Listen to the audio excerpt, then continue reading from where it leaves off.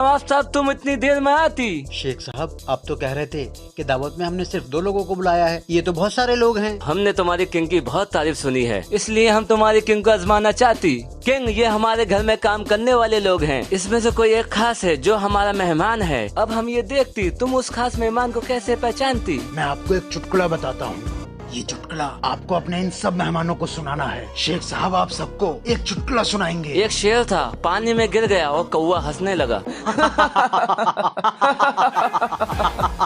आपके वो दूसरे खास मेहमान ये हैं। वल हबीबी, किंग बिल्कुल सही कहती। लेकिन किंग, तूने इतने लोगों में से इस खास मेहमान को पहचाना कैसे? शेख साहब को जो मैंने चुटकुला बताया वो बिल्कुल भी ऐसा नहीं था जिस पर हंसी आए। लेकिन जब शेख साहब ने वो चुटकुला सबको सुनाया तो उनके घर पे काम करने वाले सभी लोग हंसे, इस डर से कि अगर नहीं हंसे तो उनकी नौकरी चली जाएगी। सिर्फ यही नहीं हंसे, मैंने पहचान लिया कि यही वो खास मेहमान है। वहाँ किंग से 1 साल के लिए 4 लाख का कर्ज लिया था, इसीलिए मैं इसकी बहन को उठा लाया। या तो ये मुझे पैसे देगा या अपनी बहन से मेरे से शादी कराएगा। नवाब साहब मेरे पास पैसे नहीं है। ये इसी तरह लोगों को अपने कर्ज में फंसाकर 10 शादियां कर चुका है। किंग, मैं इससे शादी नहीं करना चाहती। अब इस बात का फैसला हमारे ये शाही पत्थर के टुकड़े करेंगे। एक थैली में ये काला और ये सफेद पत्थर पड़ा होगा। अगर तुम्हारी बहन ने ये सफेद पत्थर निकाला तो इससे शादी नहीं करनी होगी, और अगर ये काला पत्थर तुम्हारी बहन के हाथ आया तो शादी करनी पड़ेगी। ये सेठ बहुत चालाक है। और अयाश भी। इनमें से कोई एक पत्थर निकालो।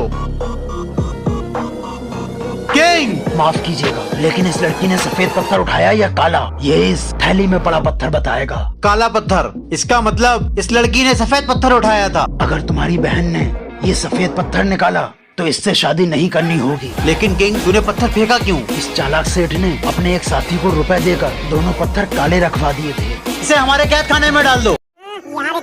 दोस्तों, स्कूल की छुट्टी हो गई, घर नहीं जा रहे। तुम लोग रो क्यों रहे हो? भाई राजू ने मारा। आज इस राजू को अपनी जादुई पेंसिल से सबक सिखाई देता हूँ। ये शानू, इधर आ। राजू भैया अभी आया, बहुत तेज की लगी है।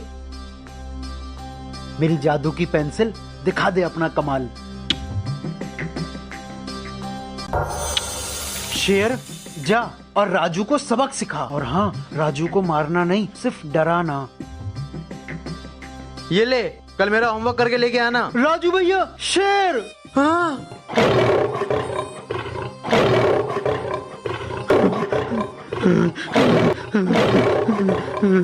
डरो मत, ये शेर हम लोगों से कुछ नहीं कहेगा। क्यों?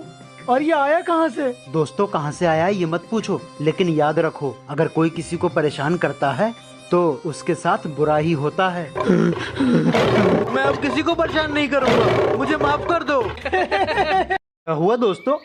मैं ज्वालामुखी चुड़ैल हूँ। ज्वालामुखी चुड़ैल? अभी ज्वालामुखी चुड़ैल को चींटियों में मिलाता हूँ।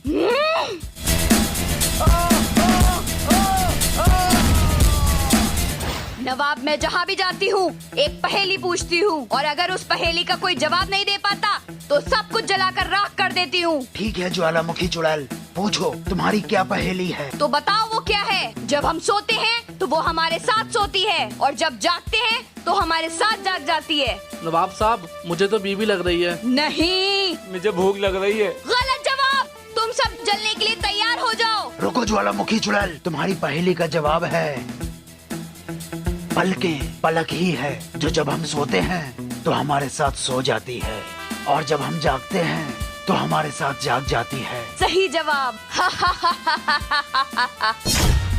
वाह किंग, वाकई तेरे जैसा कोई नहीं।